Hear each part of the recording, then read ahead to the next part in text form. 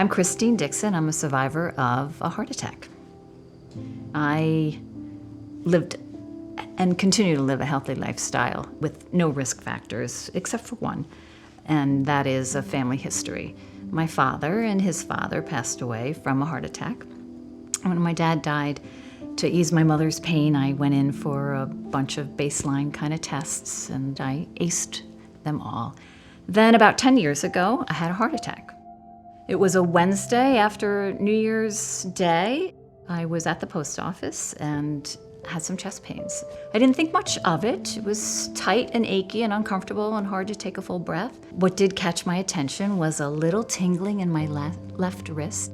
That evening, we're all, in the kitchen talking about our day. I'm making supper. My daughters are doing the homework. And I thought to myself, I don't think I'll share that. That's silly, right? But I did. I had nothing else to really report, and looked over at my husband, and he said, "Are you kidding me?" And I said, "No." He goes, "Well, what did the doctor say?" "Well, I didn't call the doctor. I'm taking you to the emergency room right now, unless you call the doctor." So I called the doctor, and once I said family history, they said, "You need to go to the emergency room." Upon arrival, they took blood, and I had troponin, low levels of troponin in my blood, which is an indicator of a heart attack, and they admitted me. Now, it's a Sunday, and I'm low on leftovers from the holidays, and I was at the supermarket mid-afternoon. Same sensation, but really painful. This time it hurt, and I could not stand up straight. Bent over on my cart walking through, thinking something is seriously wrong here. I need to get to a hospital. However, I also then calculated what that would mean, not just for me, but for my husband and my family. So I just thought, you know what, I'm just gonna get the cold cuts and then I'll check out. When I pulled into the garage, my husband's name is Dan, he said, "You're gray. You are the color gray. Get back in the car. Get your makeup if you want, we're going to the hospital." They got me into an operating room, went in and found a 90% blockage in a very small artery, too small to stent, and I was having a heart attack.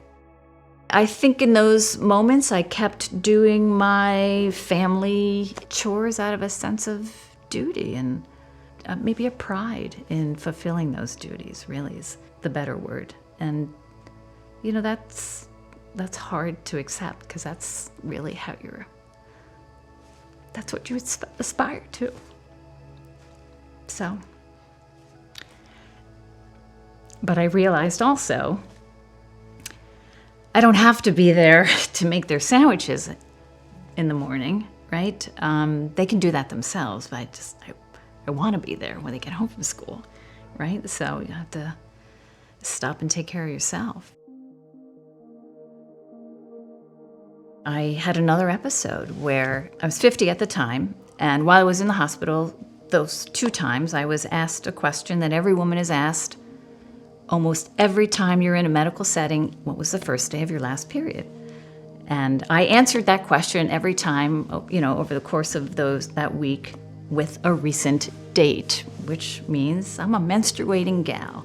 3 weeks after being home and taking my meds, which included a blood thinner, I had some heavy clotting. Went to bed, woke up shortly after Dan left, and I knew that, the bed was wet. I didn't understand why. I was half asleep.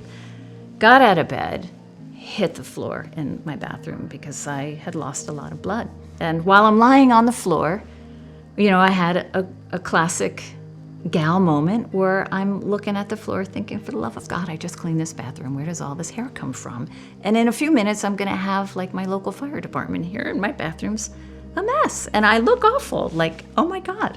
I'm on a gurney on the way to the hospital because I had my period. I didn't think I should or needed to point out the fact that I'm a 50-year-old female, and maybe a blood thinner isn't gonna work for me. Since then, I think I've gotten better about a few things, but it's a daily practice to prioritize myself. I still live a life of moderation. I left a stressful job that I loved, and I make a concerted effort, maybe in a type A sort of way, of making sure that I do things with people that I care about.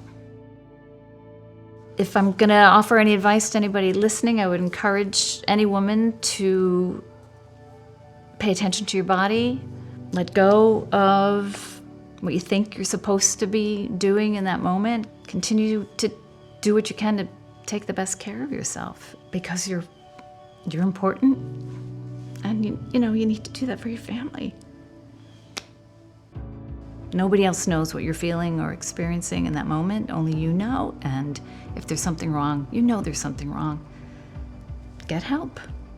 One of the reasons I'm happy to be involved with Go Red and to share my story is because they raise money to invest in research and science for women's health. Clearly, we need to do a lot more research for women's health, so please make a donation and help.